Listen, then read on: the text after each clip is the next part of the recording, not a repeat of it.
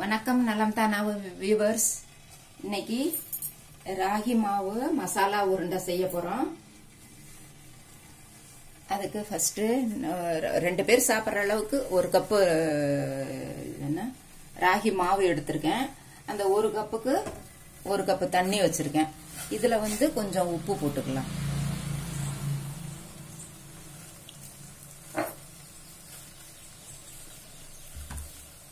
இந்த மாவுக்கு தகுந்த அளவுக்கு ரொம்ப இழுக்காது. அப்புறம் வேற இன்னும் கொஞ்சம் உப்பு போடணும். இப்போ கொஞ்சம் போட்டிருக்கேன். ஒரு 1/2 ஸ்பூன்.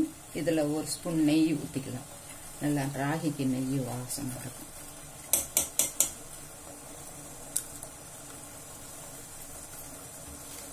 ஒரு பிஞ்சு சர்க்கரை கூட போட்டுக்கிட்டா நல்லா இருக்கும். சும்மா ஒரு 1/4 ஸ்பூன் அளவு. சத்தமா பேசுங்க. எத்தனை மணி சொல்றது? மெதுவா அப்படியே ஊக்குள்ள போயிடுது.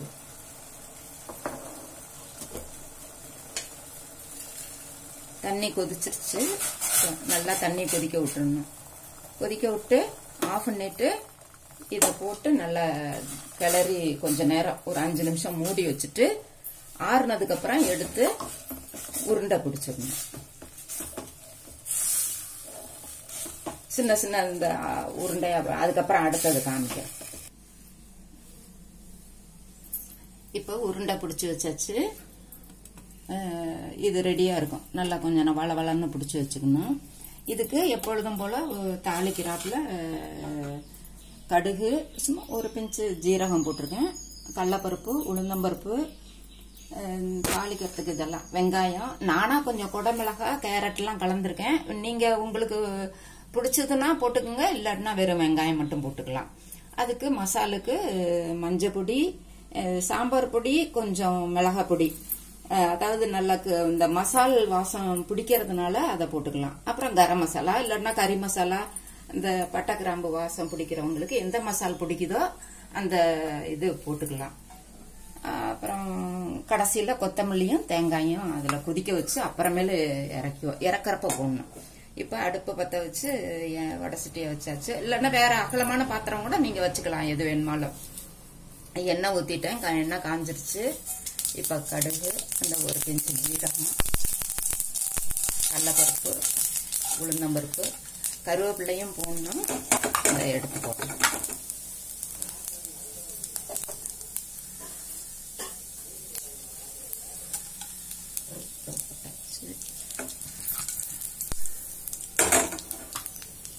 வெங்காயம்,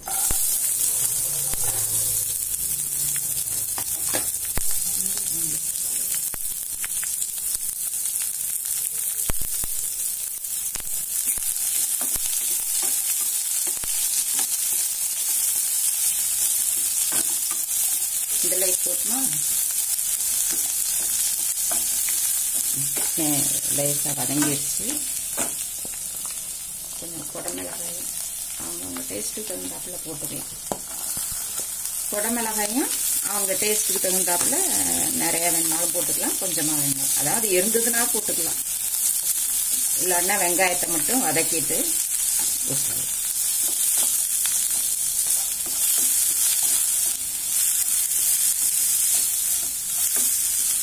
நான் கொஞ்சம் ஒரு சின்ன கேரட்டும் போடுறேன். இது பிரேக்ஃபாஸ்ட்டுக்கும் சாப்பிடலாம், டின்னருக்கும் சாப்பிடலாம். இது ஒரு டிஃபன் ஐட்டம் மாதிரியே. இது வயிறு ஃபில்லிங்கா இருக்கும்.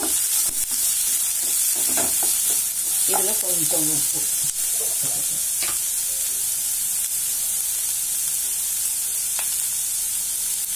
இதுக்கு மட்டும் ஆகாது. உப்பு பார்த்து இது புளியெல்லாம் ஊற்ற போறதில்ல. வதங்கிருச்சு. இப்ப இந்த பொடிங்க எல்லாம் போட்டுடலாம்.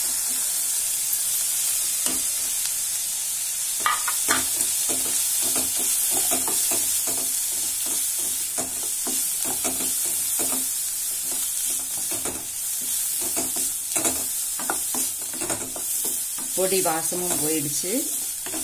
இப்ப நம்ம 1 கப்பு கேவுரு மாவு எடுத்தோம். இதுல நல்லா தாராளமா 2 கப்பு தண்ணி ஊற்றி கொதிக்க விட்டதுக்கு அப்புறம் இந்த உருண்டையை போட்டுற வேண்டியது.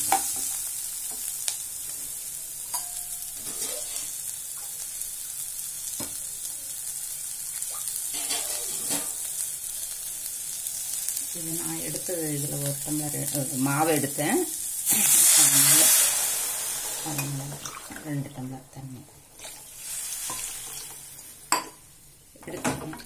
இப்போ இது கொதிக்க வச்சதுக்கப்புறம் அதை போட்டு நல்லா நடுப்புற கிளறி விட்டுக்கிட்டே இருக்கணும். அந்த உருண்டை வந்து இதுலயே வெந்துடும்.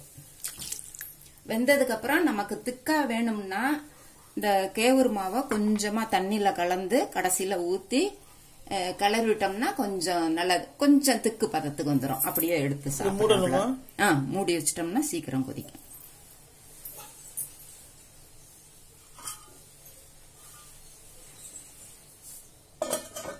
அந்த களி கரைச்சு உருண்டைய இதுல போட வேண்டியதுதான்.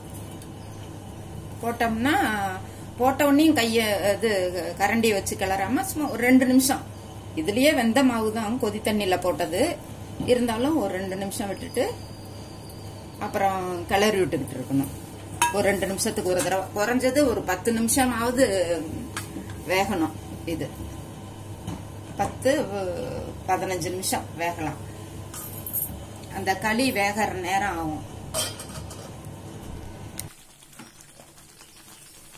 10 நிமிஷம் ஆயிடுச்சு, நல்லா திக்காயிடுச்சு. அப்படியே தண்ணி இருக்கிறாப்புல இருந்ததுன்னா அரிசி மாவோ அந்த ராகி மாவோ சும்மா 1 ஸ்பூன் மட்டும் கரைச்சு ஊத்திட்டு திரும்பவும் ஒரு 3 நிமிஷம் கொதிக்க விட்டீங்கன்னா மாவும் வெந்துடும், நல்லா திக்காவும் வந்துடும்.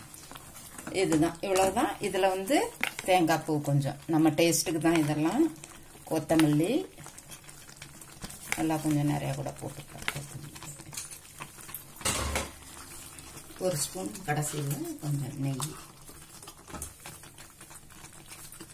அவ்வளோதான். ஆஃப் பண்ணிடுறேன். எடுத்து ஆற வச்சு அப்படியே சாப்பிட்டோம்னா நல்லா மார்னிங் பிரேக்ஃபாஸ்ட்டுக்கு நல்லா இருக்கும். நைட்டுக்கும் டிஃபனுக்கு இது செஞ்சு சாப்பிட்டோம்னா நல்லா ஹெல்த்தியானது. அதாவது ராகில ஒரே மாதிரி செய்யறதுக்கு கொஞ்சம் இப்படி வித்தியாசமா இருக்கும், அவ்வளவுதான்.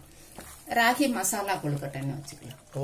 இந்த மசால் பொடி போடுறதுனால மசால் ஆவி உருண்டை அது மாதிரியே இது வந்து மசால் போட்டு இப்படி செய்யறதுனால உங்களுக்கும் பிடிச்சிருக்கும்னு நினைக்கிறேன். இன்னைக்கு வெள்ளிக்கிழமைனால கொஞ்சமா சைடுல கேசரியும் பண்ணியாச்சு சாமி கிட்ட வைக்கிறதுக்கு. தைவெள்ளினால ஏலக்காய் தூள் சாமிக்கு கொஞ்சம் நைவேத்தியத்துக்கும் வச்சிருக்கேன்னா இது ரெண்டும் இன்னைக்கு மார்னிங் டிஃபனுக்கு. இது மாதிரி நீங்களும் செஞ்சு பார்த்துட்டு பிள்ளைங்களுக்கும் பிடிக்கும். இது இந்த மசால் வாசம் இருக்கிறதுனால பிள்ளைங்களுக்கும் பிடிக்கும். நீங்களும் செஞ்சு பார்த்துட்டு எப்படி இருக்குன்னு ஃபீட்பேக் சொல்லுங்க. நலம் தானா சேனலுக்கு சப்ஸ்கிரைப் பண்ணுங்க, பெல் பட்டனை பிரஸ் பண்ணுங்க. வேற ஒரு வீடியோவில் பார்க்கலாம். தேங்க்யூ.